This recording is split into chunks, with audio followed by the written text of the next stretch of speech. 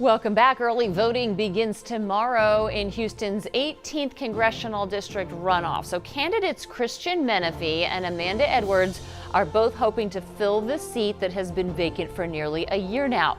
The timing is unusual, so some voters are a bit confused over exactly what's happening. So joining us now to help us break it all down is Mike Yon, political science professor at Sam Houston State University. Thank you for coming in. Thank you. Okay, so let's talk essentially about the fact that there are two elections going on here to talk about. So this does get confusing.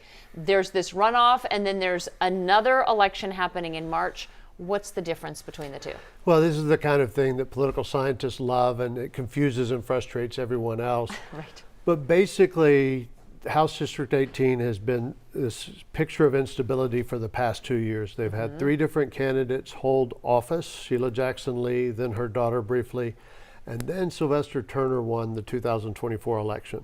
However, he was only able to serve 2 months before he passed away. So there's been this long period, as you said, of vacancy. And voters are now going to be able to fill that seat that was first filled by Turner in 2024. But because this has taken so long to get done, It's almost over. It is bumped up against the 2026 election. So March 3rd, voters will have the chance to pick who they want for the next term that begins in 2026. Okay, but I'm guessing that you win this election and you've got a much better shot at the next one, would we say? That would almost always be the case. Okay. It is still the case this time, but less so because there are all these national and state forces that are wreaking havoc, one of which is redistricting. And so the Texas House has decided, or the Texas legislature has redistricted the congressional houses in Texas. And as a result of that, the district that either Menefee or Edwards will represent next year will be different than the one that they are running for this year. Yep, okay. And of course, it's not just limited to them. There can be any number of candidates, and I think 4 or 5 have already applied for the March 3rd primary. So they are going to be campaigning a long time and over different districts. Okay, so to be clear, because we did cover redistricting very extensively here, it is not coming into play. The new maps are not in play for this election. They are in play in March. In March is correct. Yes. Okay. What are we expecting for voter turnout for this election? How much interest is there here? Well, predictions almost always make fools out of political scientists. That's true. And Houston is in an unusual situation. We're in an unusual situation nationally. So there's sort of two schools of thought. One is that special elections typically have very low turnout. The other school of thought is that Houstonians have been deprived of a voice for so long that this really matters to them, and they will come out as a means of exerting that voice. Okay. Let's talk specifically about this district. It's not any other district. This means a lot to the community. Talk a little bit about what's been special and maybe a little bit different about District 18.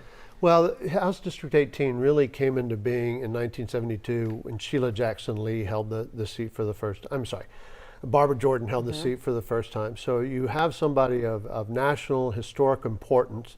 And the people who have represented this seat have been a voice for this demographic and this district in Houston, one of the largest in the country.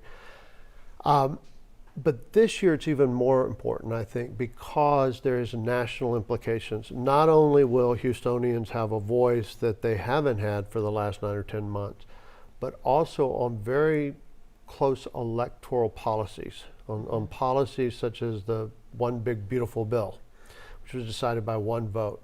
This one seat can actually make a difference in those types of policies. So it has not only local importance, but also national. And that's when you mention that this gets really interesting in these election cycles, because you get these forces and you get money coming in from places that you wouldn't normally see on some of the other elections. Absolutely. There's huge national interest in this. It will almost certainly go Democratic, so I think that is probably not in suspense.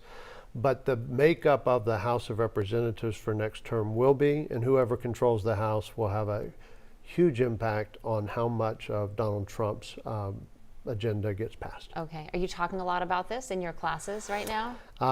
It is a topic that is fraught with sensitivity and with strong opinions. Yep, I'll bet, especially with students. All right, well, thank you for joining Thank us. you We very always much. appreciate your perspective. Thanks for driving in this morning as well. Here are some key dates if you're planning to vote in this election. The deadline to apply for a mail ballot is today. Early voting runs tomorrow through January 27th. Election Day is Saturday, January 31st. So all of those dates coming up very soon, Jen. Many eyes will be on the Texas Congressional District 18 over the next couple months. Oh, yes, that is